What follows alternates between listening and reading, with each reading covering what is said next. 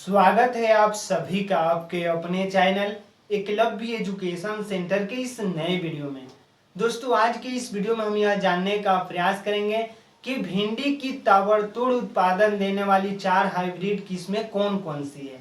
यानी भिंडी की सबसे ज़्यादा पैदावार देने वाली भिंडी की 4 हाइब्रिड वेराइटी कौन कौन सी है, इसको इस वीडियो में हम जानने का प्रयास करेंगे। और इसके साथ यह भी जानने का प्रयास करेंगे कि इस बरसात के मौसम में भिंडी की खेती करने का सही रणनीति क्या है। तो चलिए इस बेहद ही महत्वपूर्ण वीडियो की शुरुआत करते हैं। जैसा कि आप जानते ही हैं कि भिंडी एक ऐसी फसल है जिसकी खेती करके महज 60 से 65 दिनों में हम ज़्यादा से ज़्यादा लाभ प्राप्त करने में सफल हो सकते हैं। लेकिन ज़्यादा से ज़्यादा लाभ प्राप्त करने में सफल तभी होंगे जब हम अच्छे तरीकों से एक बार हाइब्रिड वेराइटी का चयन कर लेंगे। तो आइए समझते हैं कि भिंडी की 4 हाइब्रिड किस्में कौन कौन सी हैं। तो उसमें सबसे पहले नंबर पर आता है पूसा सावनी। यानी पूसा सावनी भिंडी की एक ऐसी हाइब्रिड वेराइटी है जिसकी खेती गर्मी, ठंडी और बरसात तीनों मौसमों में किया जा सकता है और यह लगभग 60 से 65 दिनों में पूरी तरीकों से तैयार हो जाता है। यानी 60 से 65 दिनों के बाद आप पूसा सावनी की भिंडी की फसल से मतलब लाभ प्राप्त करना शुरू कर देंगे। और उसी क्रम में जब अगले हाइब्रिड वेराइटी की बातें करते हैं तो अगला है VNR 999।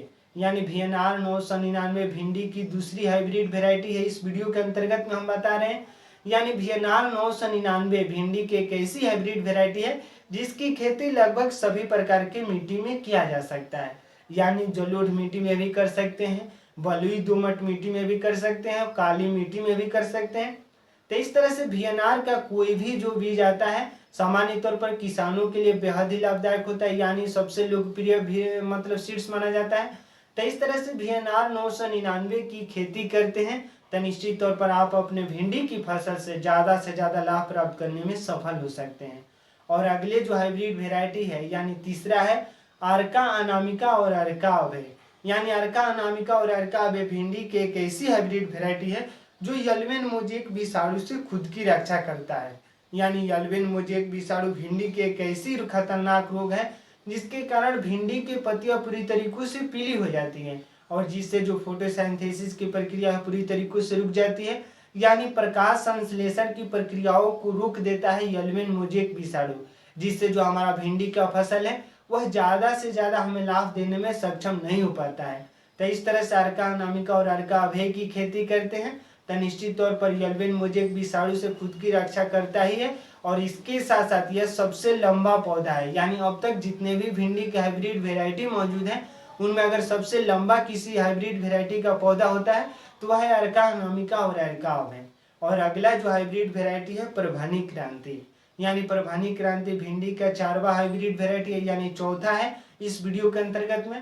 तो यह जो प्रभानी क्रांति है यह पीत रोग का मुकाबला करती है। यानी प्रभानी क्रांति पीत रोग का मुकाबला करती है जिसके कारण बाजारों में इसकी मांग सबसे ज़्यादा रहती है और इसके साथ साथ यह 50 दिनों में तैयार हो जाती है। यानी प्रभानी क्रांति के भिंडी के पौधे में लगभग 35 से 40 दिनों बाद फूल लगना शुरू हो जाते हैं और लगभग 50 दिनों में आपको इस भिंडी की फसल से लाभ प्राप्त करना शुरू कर देंगे। जब हम लंबाई की बातें करते हैं तो यह 15 से 18 सेंटीमीटर लंबा होता है। यानी प्रभानी क्रांति का जो भिंडी का पौधा होता है यह 15 से 18 सेंटीमीटर लंबा होता है।